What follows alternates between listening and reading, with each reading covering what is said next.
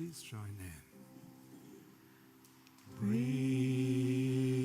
in, breathe out, breathe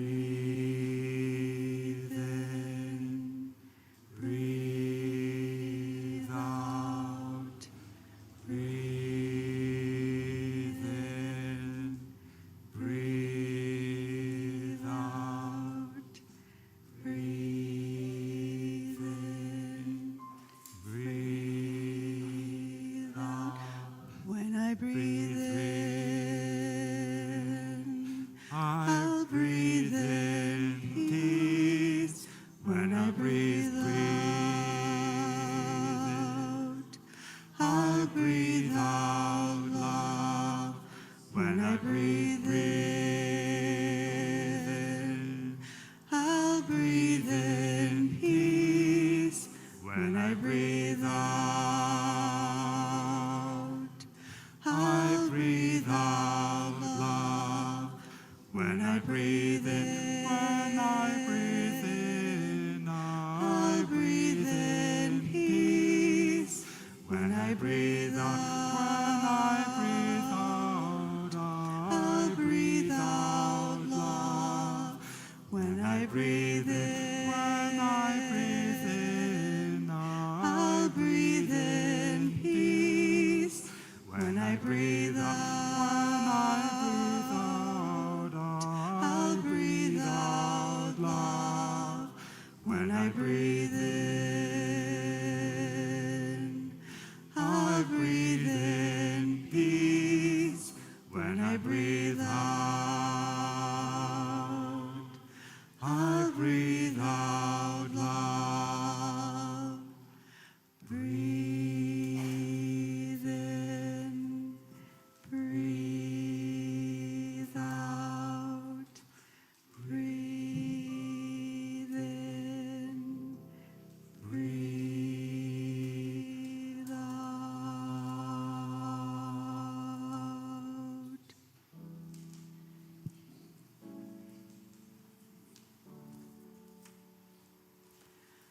Make us aware we are a sanctuary,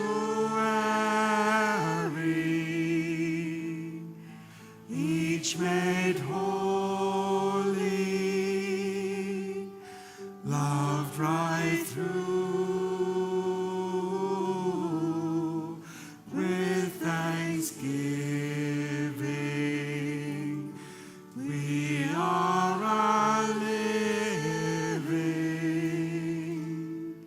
sanctuary, anew. Make us aware we are a sanctuary, each made holy, loved right through, with thanksgiving. We are a living sanctuary, anew.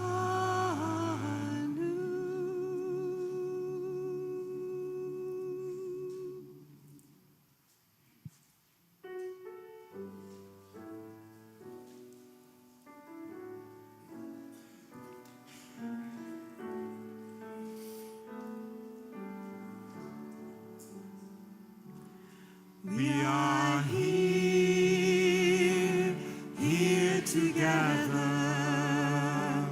in this holy moment, and we're grateful for the winding road that brought us to this place. We are here together in this holy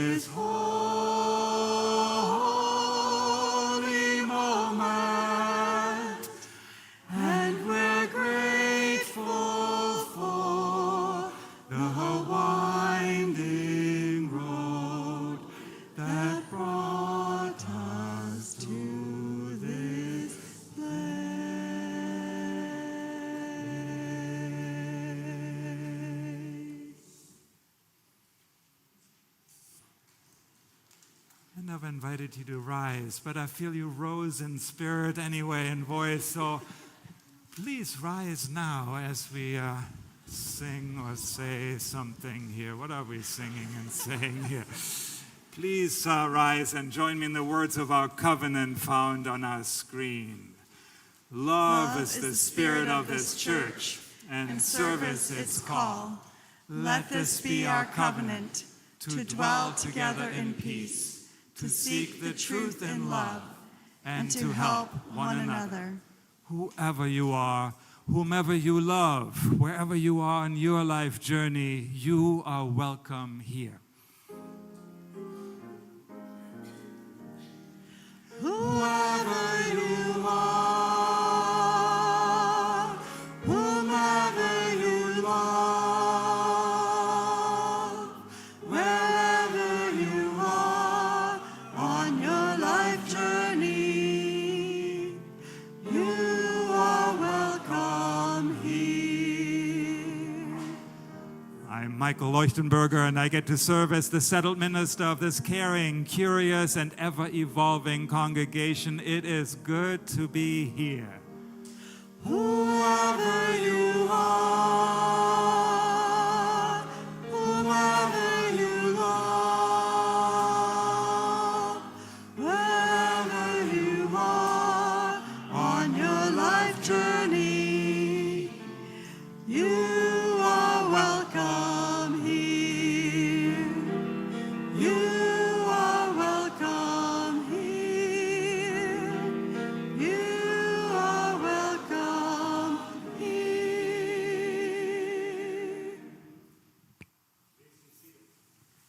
Welcome to worship. It is so good to be with you this morning in person and online. My name is Dory LeCount, and I serve as the Family Engagement Coordinator of this music-loving and children-embracing congregational village. We are here to support each other on our own and our shared spiritual journeys, centered in love, compassion, curiosity, courage, and joy. I am especially happy to welcome first-time and returning visitors. If you are a visitor, we hope that you will find us a community eager to welcome you and respectful of the path which has brought you here this morning. Anyone wearing a colorful floral stole, right here, is glad to answer any questions that you may have. There is written info in the pew folders and at the visitors table for you to take. For our online participants, it would be wonderful if you introduced yourself on the chat so we know that you are with us. Our church buildings are located on the traditional homelands of the Pennacook Abenaki people, past and present. We acknowledge and honor with gratitude the land and the people who have stewarded it for generations.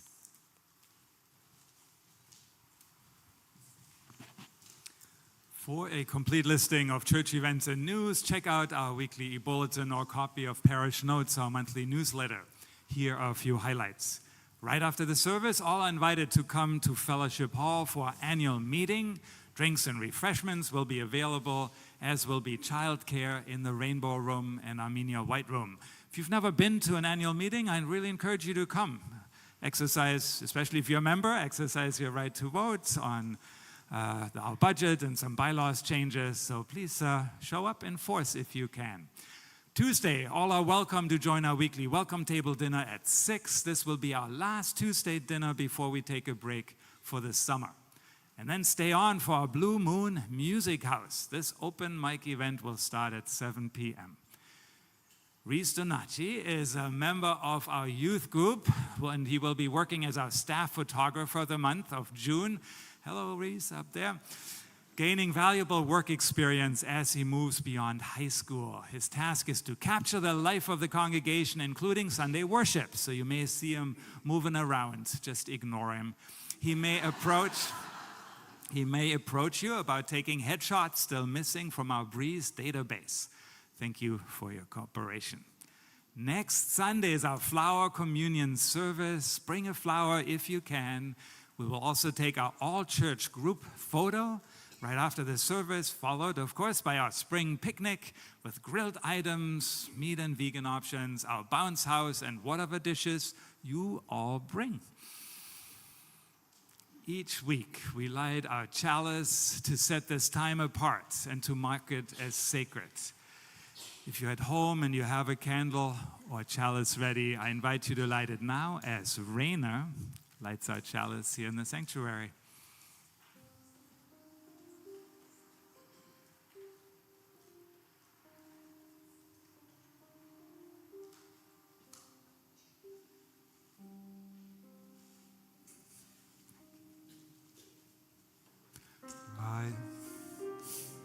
There we go.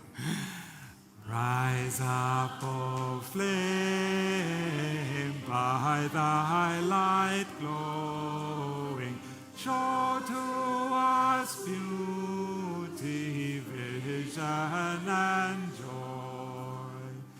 Rise up, O flame, rise up, O flame, show to us beauty, vision, and beauty, vision, and joy.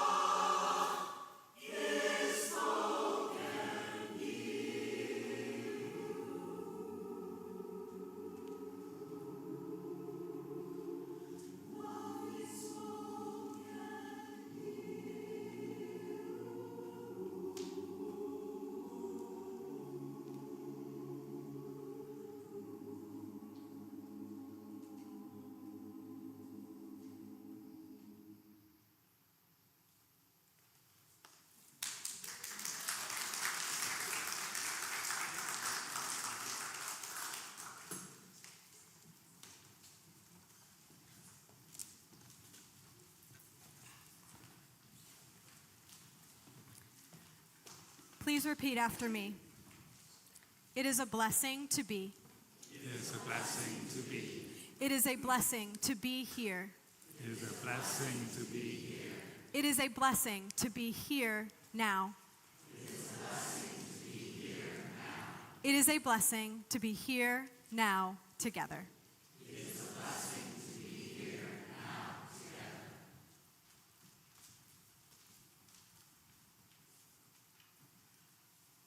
Hi. We have this tree in our backyard. It is beautiful, so big. Lovely shade and sprawling branches. I've sat on the back porch admiring this tree countless summer evenings in the 10 years we've lived in our home. We're right in town in Manchester, a couple blocks from the Courier. So you know, if you know that neighborhood, you know the houses are super close together. One wall of windows in our house is about 10 feet from the wall of windows in my neighbor's house. You may recall a wind and rainstorm we had a week ago last Friday. It's 6 a.m. Saturday, and my neighbor is leaning on my doorbell. Probably best I didn't get to the door because he is livid. Come to notice that this big, beautiful tree has dropped a large limb in Brian's backyard and smashed his beloved patio setup. Caused a right mess, it did. Happened the tree had dropped a large limb through the roof of our garage last fall in a similar wind and rainstorm. Caused our own mess. We don't know Brian well. At best, it's a nod and wave relationship. Good fences, good neighbors kind of situation. Modern world, all of us, you know where I'm going with this. We're not connected. And so now I'm frightened. From his arriving at my front door early Saturday morning, it seems clear to me that this person with whom I don't have the bedrock of relationship may be angry and or blaming me. What do I do in this situation? What is my best, most responsible approach? And most especially, how does this not escalate? He's cleaned up the mess by now, and we finally ran into one another in the street just as I was headed to choir. My goal was only to exchange contact information, really hoping to keep it cool. But even the language there, try as I might, included elements of blame and accusation and guilt, and oh dear, upsetting. Not what I wanted. No, wait, let me rephrase. I was upset. I was scared. Meanwhile, Michael's asked me to say something to the congregation this Sunday. Could people get to know me through a different lens besides the music? And maybe could I talk about what's meaningful to me in the anthem that I conducted this morning? Would that be a good jumping off point? And so that very evening before choir, as I turned my thoughts to, gosh, what might I say on this? Suddenly I saw these words from the anthem in the context of that old question from a parable. Love is spoken here, and who is my neighbor? This anthem means all the things to me. It's a prayer and a commitment and a creed, an aspiration. I've chosen the way of love, and I show up here, live into the relationships because love is a practice. I remind myself on Sundays through the music and the words about what choosing love looks like, and I hope to live that into my life outside church in the week. And I'm legit grappling with it at times. What does love look like in this situation? And so I have no idea yet what love looks like with my neighbor and this big tree. I am taking it slow. But I do know, thanks to this church and the music for the reminder, that I will keep showing up in this space and in my relationships because we are all connected. I've chosen our offertory piece today because I think I'm not alone in feeling that about this space, that what's happening here, I want more of this.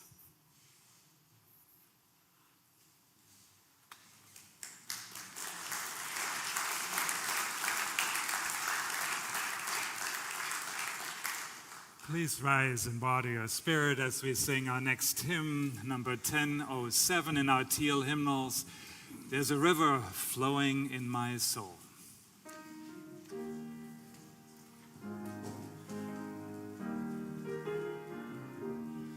There's a river flowing in my soul.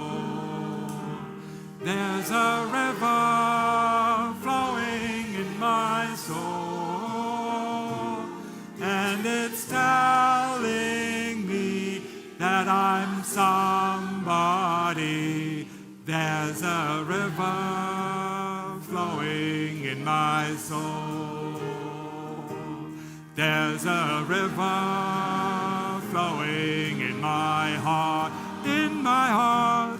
There's a river flowing in my heart, and it's telling me that I'm somebody. There's a river, river flowing in my heart, in my mind. There's a river, improvise, flowing in my mind, in my mind. There's a river, river, flowing in my mind, and it's telling me that I'm somebody. There's a river flowing in my mind, river flowing. There's a river flowing in my, one last time, oh. There's a river, all right, flowing in my soul, and will flowing me, and I'm somebody. There's a river flowing in my, one last time that tag. There's a river flowing in my soul.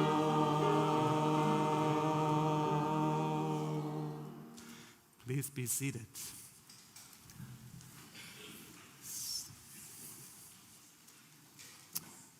It's dangerous getting in the way of the musical flow of this congregation. You never know what happens. Here we go. Good morning. It's Music Sunday. It's my favorite Sunday of the year. It's right up there with Christmas Eve service. And I also want to say Happy Pride. Woo! Yeah! My name is Sin Riley. Have you ever thought about your underpants? Do they make you feel sexy? Are they comfortable and safe? What do your underpants say about you?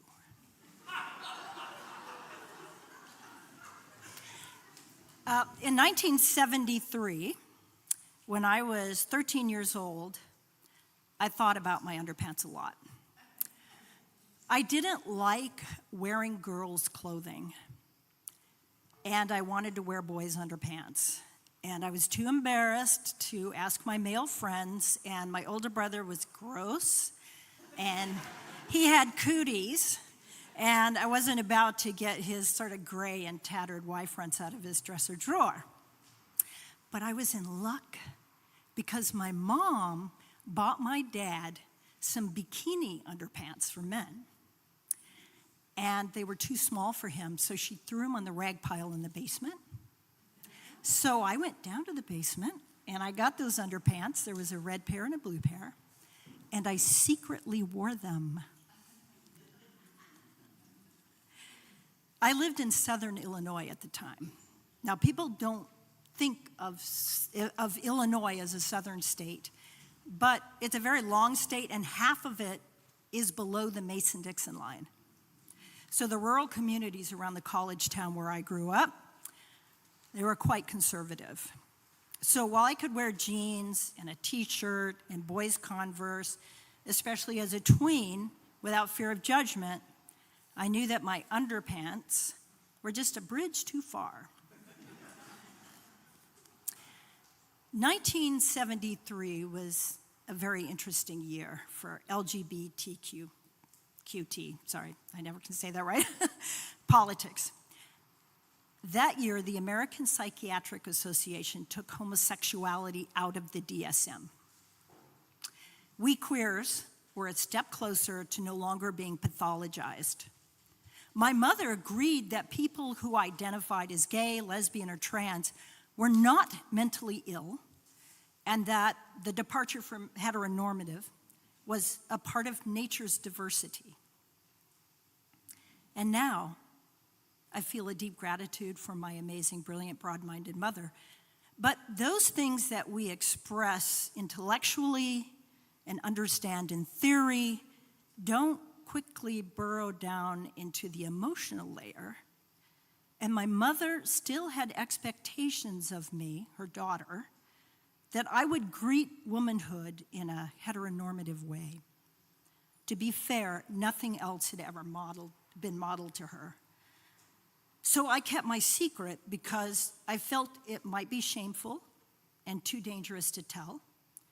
I developed a silence around my personal experience because, of course, to divulge the secret of the underpants would be to divulge something else less acceptable, something at age 13 I couldn't even name, and I did not have OWL to go to. In retrospect, it seems strange that the other young people in my family at that time who exercised their defiance with sex and drugs and alcohol were considered normal. Their issues were never examined.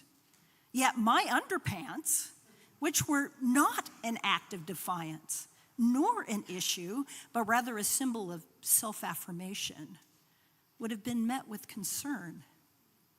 Perhaps my secret was an act of self-preservation.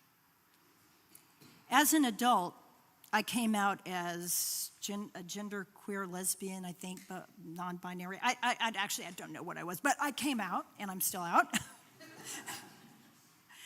At my first Pride March in New York City, I was among all manner of beautiful and brave LGBTQ folks, my community, people wearing exactly what felt right. Dresses, tuxes, motorcycle chaps with nothing else. Some people in just underpants, other people in no underpants at all.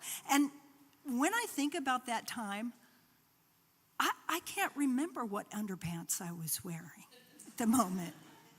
Because, it doesn't matter. At last, it simply doesn't matter. And 50 years later, here I am confessing to an entire congregation my childhood secret, the secret of the underpants. And while it's really nobody's business that I may or may not be wearing men's underpants as I stand here before you, the important thing is that I feel safe telling you about my experience. I believe in you. You accept me. Well, we accept each of us as we are. As we live through these difficult times that have a whiff of 1973, I see how together we will overcome, and we will do it with love.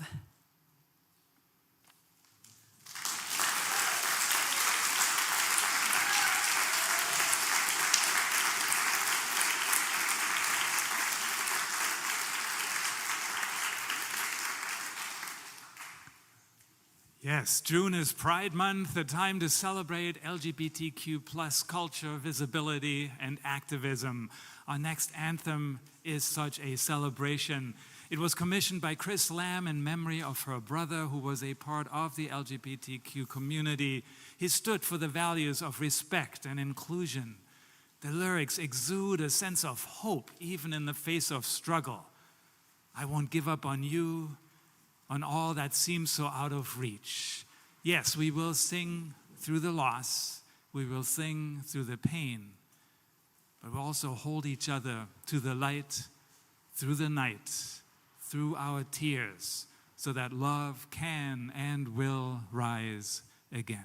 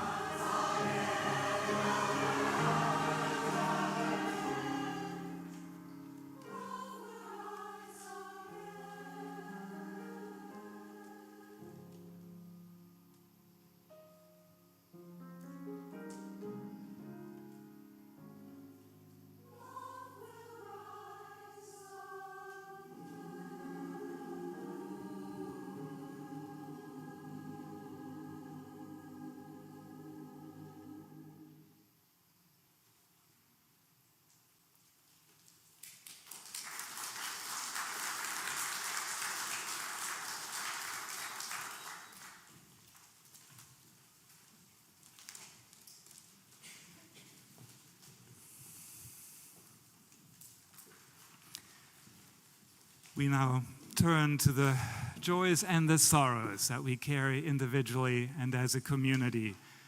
Will you take a breath with me?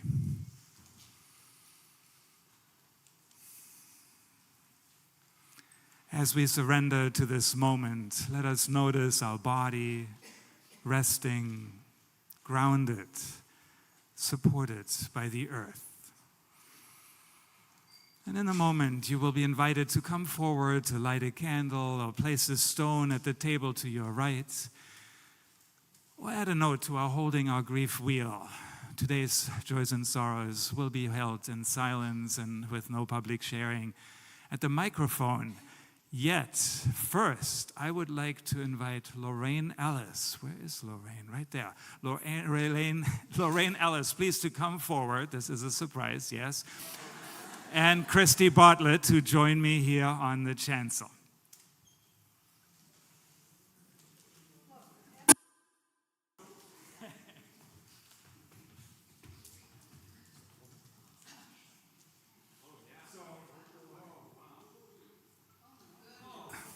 One second here. I had this all lined up. Well, I guess it's not where it is here. So Lorraine, as you may know, and I'll let you talk in a second, Christy, but she does this incredible amount of stuff that many of you might not even be aware of. She's our website manager, so many of you who found us, that's the first port of entry, right? So website manager. She's our e-bulletin alternate week editor. So every other week, the e-bulletin that you get weekly comes from Lorraine. She is one of our Breeze database managers. Many of you've had questions, and she always sends you the answers there. She does more fundraising than anyone else I can think of by being the person behind the raffle. She is the person behind the auction. Yes, I'm the talking head, but really it's her that makes that all happen. Our stewardship team depends on her in many, many ways. Our Exploring Membership. Who's been here with Lorraine in Exploring Membership? Yeah, right? Hey. She's part of our congregant engagement team, and she, of course, sings in the choir as one of our vocal anchors there. She's part of our Taizé ensemble, plays the recorder there.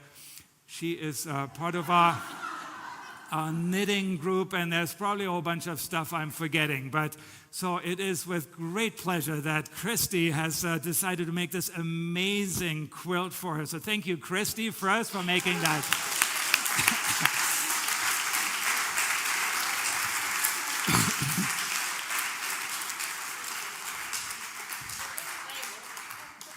There is a label, okay?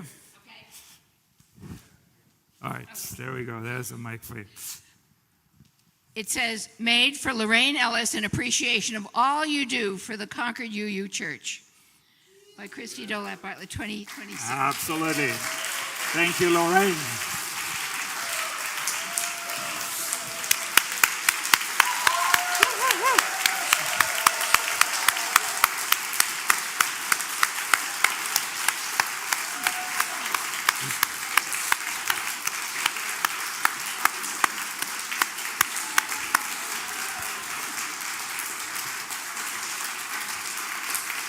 All right. Now let us proceed with our regular joys and sorrows. So come on forward and light a candle or place a stone as the music begins to play.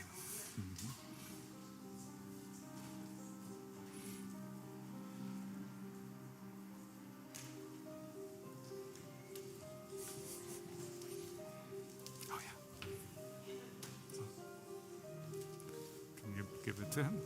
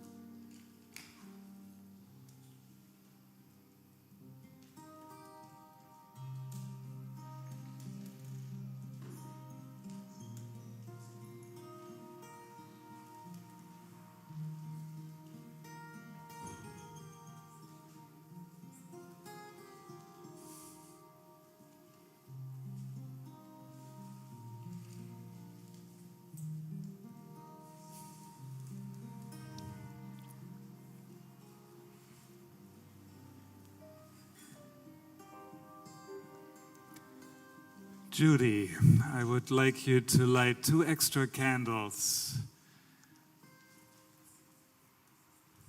One is for Jean Ann Whittington, who would have loved to sing with the choir today, and Lynn Whittington, her sister, whose condition is deteriorating. So Jean Ann is getting ready to care for her sister in Austin, Texas. Lynn lights a candle for someone every week at her UU church in Austin. This week, she could use one herself. We're sending our love to both of you at this difficult time. And now, Judy, please light one more candle on behalf of those who are not here with us today or who chose to remain seated.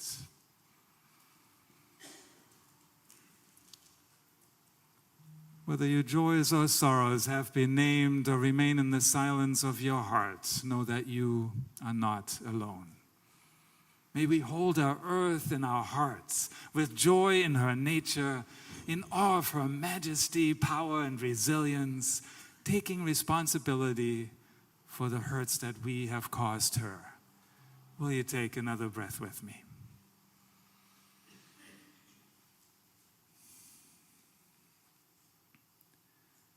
This week, we hold in love Lon CL. Please join me now in our musical meditation, Loosen.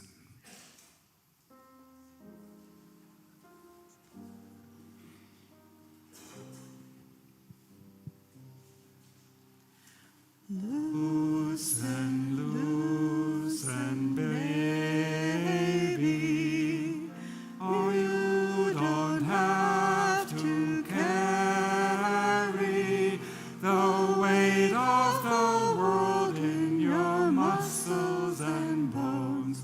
Let go, let go, let go. One more time, loosen. Loosen, loosen, baby. You don't have to carry the weight of the world in your muscles and bones. Let go, let go, let go. Holy breath. Holy breath. And holy name, will you ease this pain? Holy breath, holy breath, and holy name,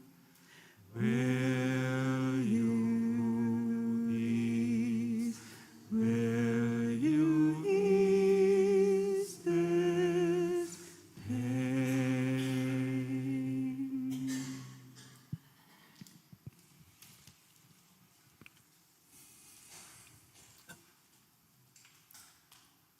More Waters Rising is an original song by singer-songwriter Sarah Lynch Thomas, born in 1986.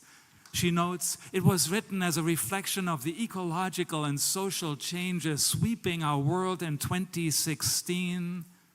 Can you remember that day? Yes, at a moment when the politics in this country and the changes we wrought on our environment were moving us further and further towards crisis. The piece is meant to help us meet the humbling reality that none of us can escape, the rising waters and the raging fires that are swirling around us, and to remind us that we do possess the communal strength and patience to make it through these times and emerge on the other side. The composer's intention was to use apocalyptic imagery, reminiscence of the book of Revelation, to evoke the struggles, both political and ecological, that so many of us were and are experiencing. There's a statement by Martin Luther King Jr. that she reminds us, the arc of the moral universe is long, but it bends towards justice. When singing this song, she wants us to reflect on the fact That the ark has never and never will bend towards justice on its own. Justice is not an inevitable outcome.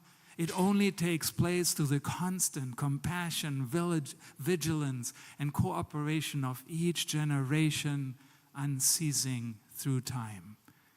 This historic moment calls us to resource the best parts of ourselves, to reach for each other as we wade through the waters and rebuild the mountains. She appeals to us to let this song be an invocation towards that work.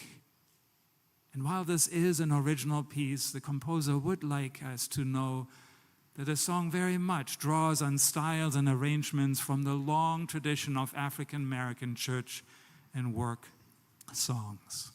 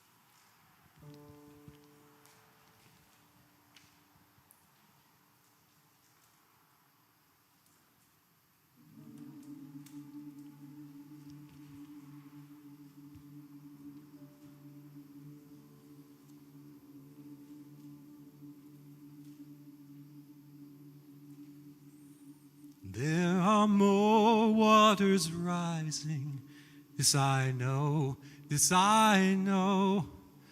There are more waters rising, this I know. There are more waters rising, they will find their way to me. There are more waters rising, this I know. This I know, there are more waters rising, this I know.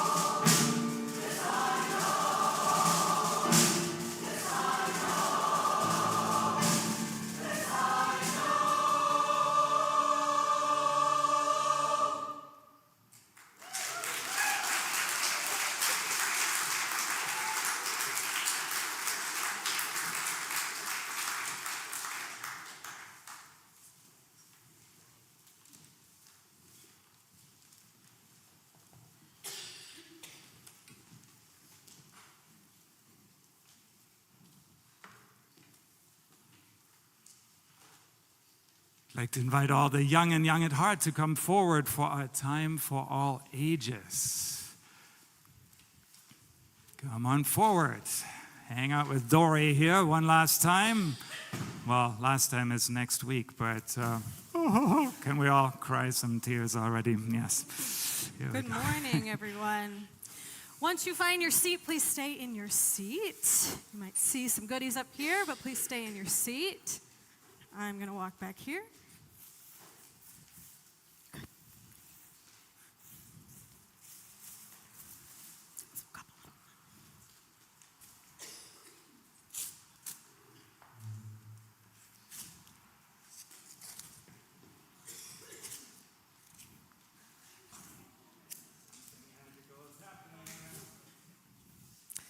Excuse us. Please stay in your seat. Okay, you may have a seat. Good morning, everyone. How are you? Good. Oh, it's such a beautiful day. Happy Pride. This morning, we are talking a little bit about what it means to be free. And there is that okay? Okay. Some of the words that I'm going to use are the words freedom to versus freedom from, and not necessarily versus. It's just two different ways of saying something that's a little bit the same and a little bit different. For example, Amir has a freedom to eat this candy. But can you get to it?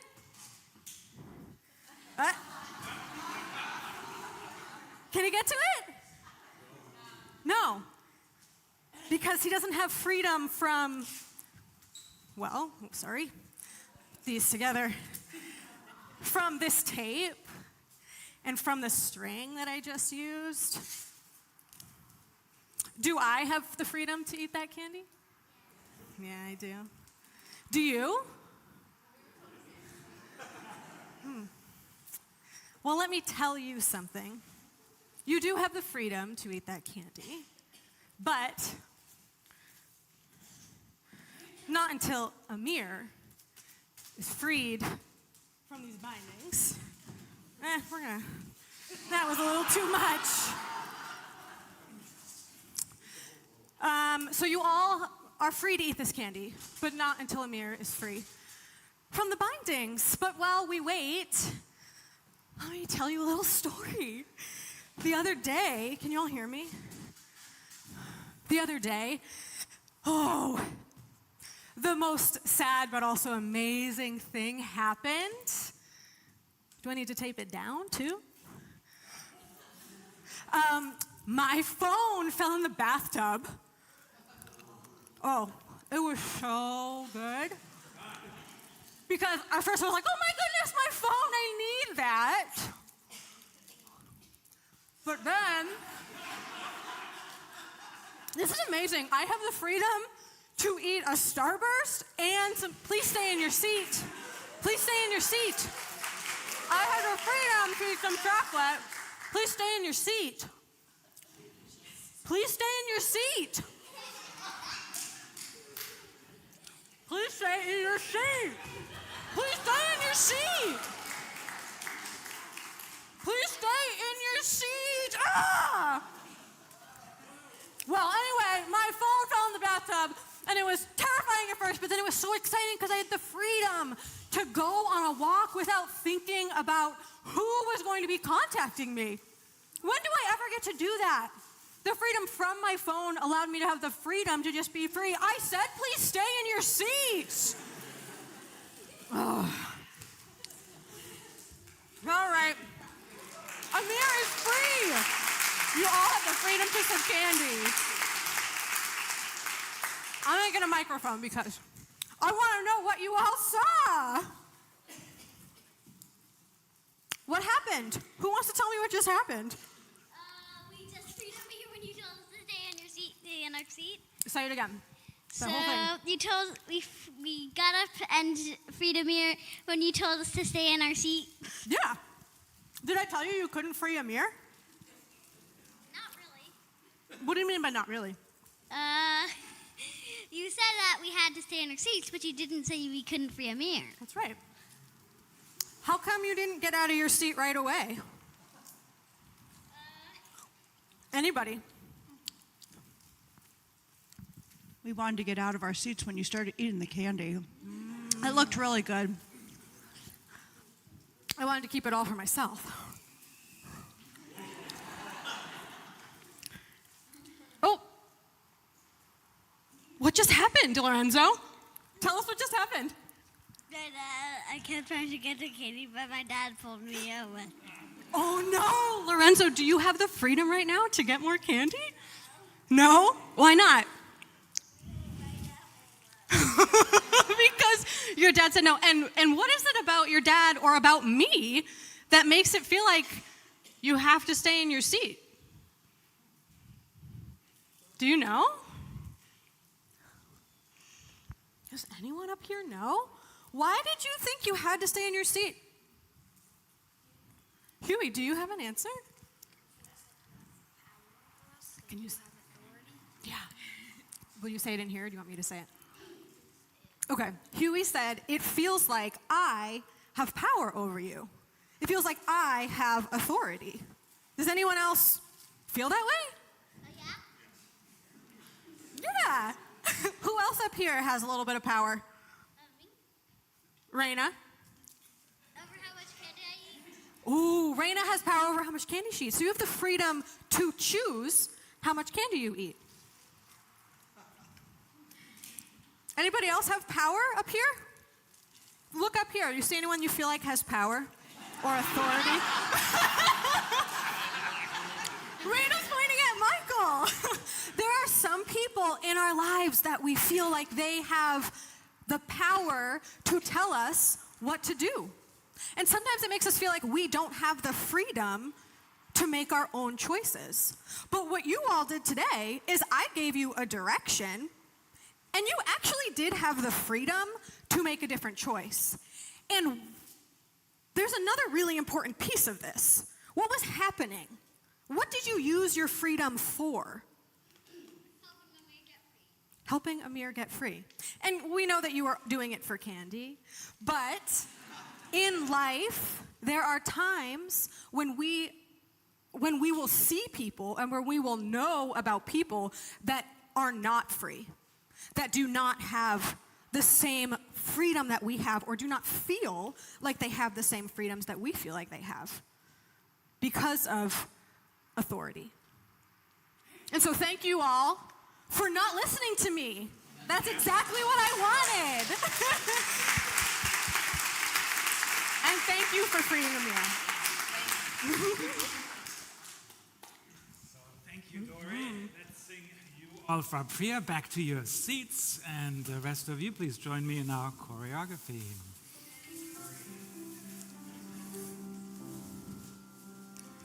May our minds be open to new learning. May our lips bring truth into the world. May our hearts know love and our hands do the work of justice as we go our way in peace. As we go our way in peace. May our minds be open to new learning. May our lips bring truth into the world.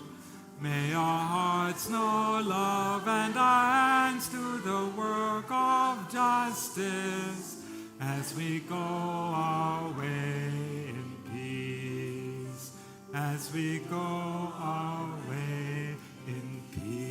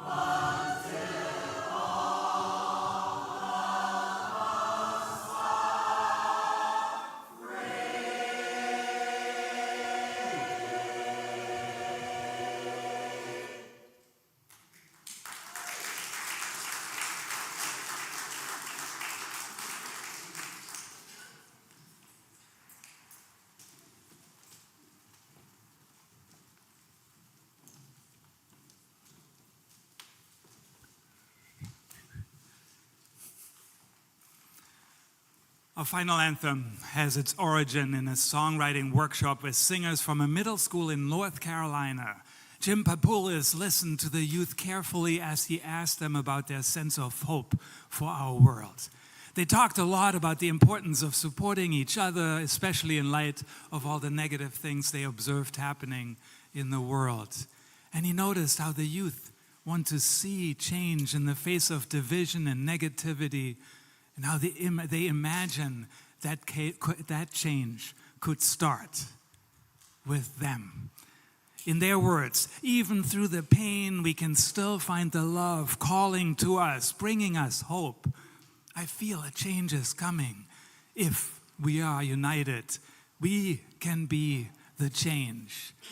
The composer has combined these compelling lyrics with an earworm of a melody and an energy I find infectious.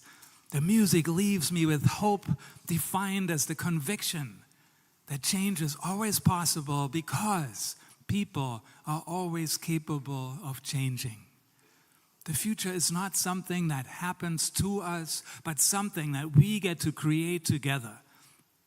We can feel this hope stirring in moments when strangers become neighbors, when young people refuse to inherit cynicism or listen to those who tell others to not be free, when elders share stories of struggle once thought impossible to overcome, and when communities choose conversation, playfulness, and kindness over isolation.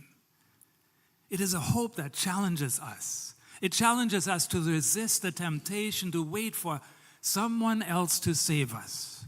The change we long for is not waiting in some charismatic leader, a perfect policy, or a single election. It is waiting in ordinary people who decide to show up, to listen deeply, to organize faithfully, to make music together, to camp out and have their kids eat s'mores until their bellies ache, and create huge, colorful bubbles in the church parking lot. If you weren't here on Friday night, you might not get this reference, but yes, that's what we're talking about. Unity is not the same as uniformity. A healthy community does not require everyone to think alike. Instead, it trusts that wisdom is distributed among us. The child who asks an unexpected question, the newcomer who notices what everyone else has stopped noticing and seeing, the elder who remembers another time of uncertainty, the person whose experience has been marginalized or ignored, all expand our imagination of what is possible.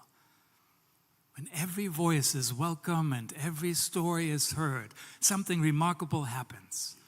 We stop seeing one another as obstacles to overcome and begin seeing one another as partners in creating a future none of us could imagine alone. Listening becomes an act of hope. It says, I believe you have something that our community needs.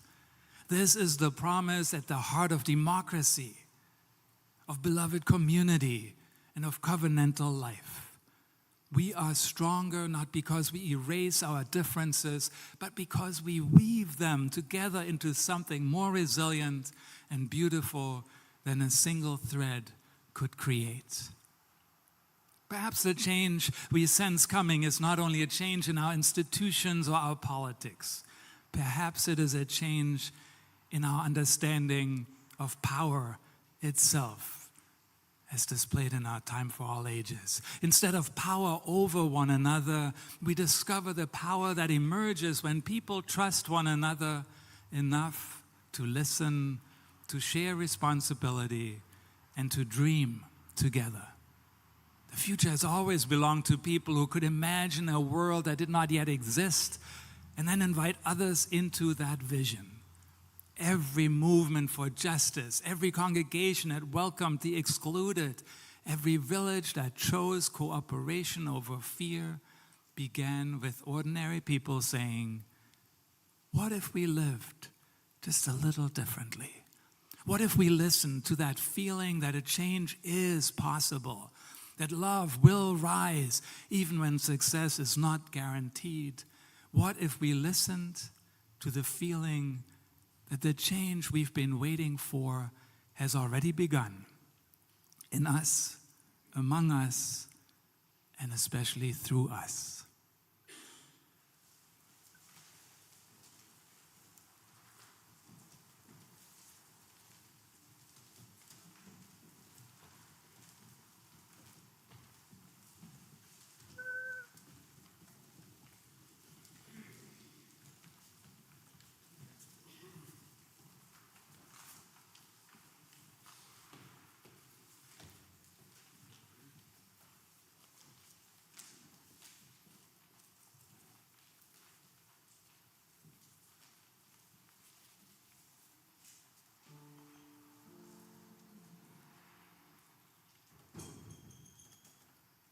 I feel change is coming.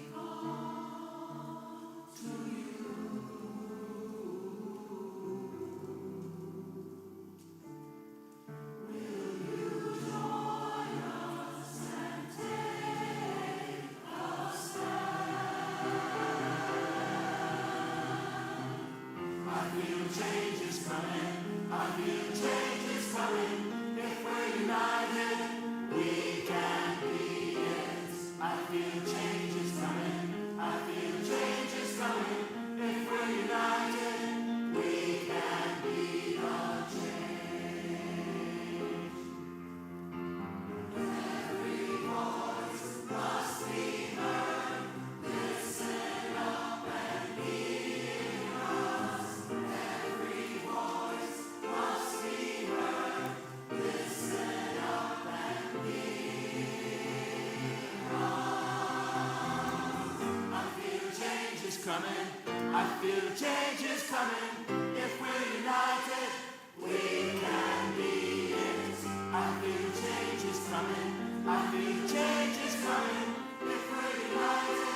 can be the change.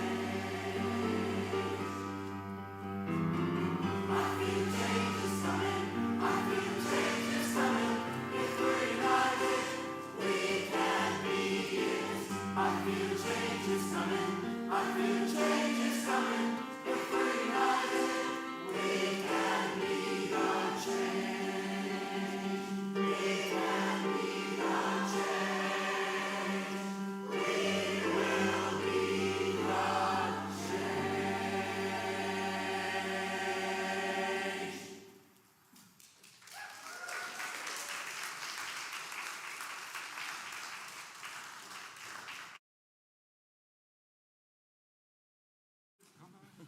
Feel the change is coming. Okay. Earworm, yes. Thank you for your generous support of last week's outreach offering to support Five Rivers Conversation Conservation Trust. Today's community plate will support our outreach ministries, including UU Friends of Refugees. We welcome and assist refugees in the Concord area. Your contributions are an important gift of steadfast support for our many refugee friends and neighbors. Church members and friends come together with the refugee family, forming a circle of support. Our latest circle is befriending a family from the Democratic Republic of the Congo with 4 children, ranging from college age all the way to elementary school. Our morning offering will now be gratefully received.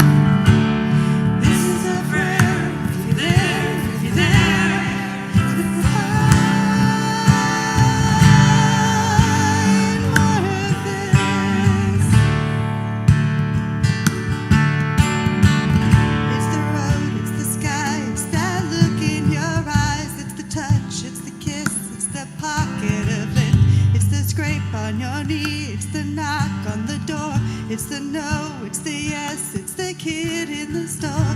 It's the road, it's the sky, it's that look in your eyes. It's the touch, it's the kiss, it's the pocket of lint. It's the scrape on your knee, it's the knock on the door.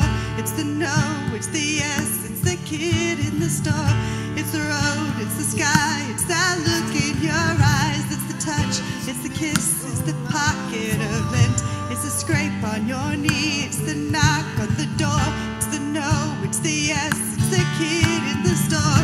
It's the road, it's the sky, it's that look in your eyes. It's the touch, it's the kiss, it's the pocket of lint. It's the scrape on your knee, it's the knock on the door. It's the no, it's the yes, it's the kid in the store. Look at all this, what a gift, what a gift. The world is a miracle, I wanna fall back in love with.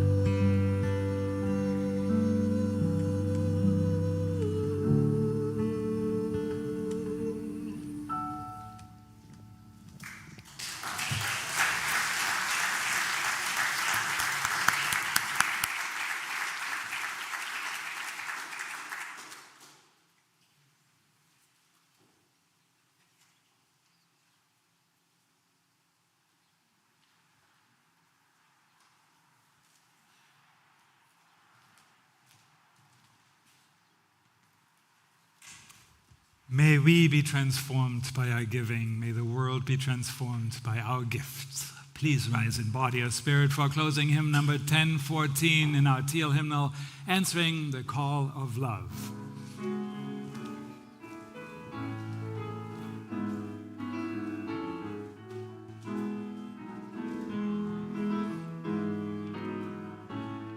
The promise of the Spirit, faith, hope, and love abide, until every soul is blessed and made whole. The truth in our hearts is our guide. We are answering the call of love.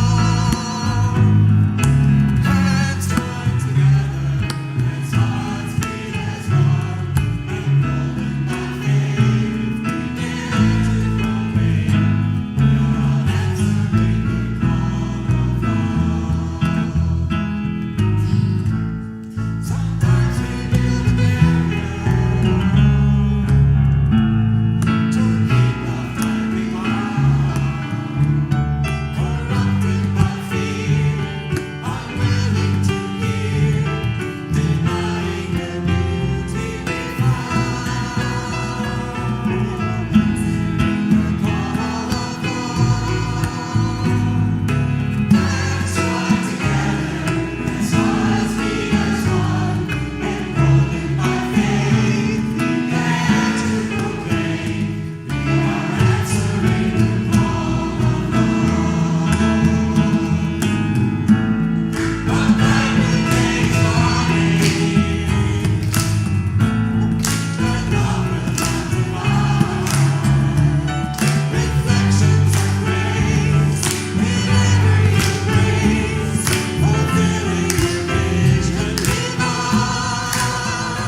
We are answering the call of love. Hands joined together as hearts beat as one, and golden by faith began to proclaim. We are answering the call of love. We are answering the call of love. We are answering the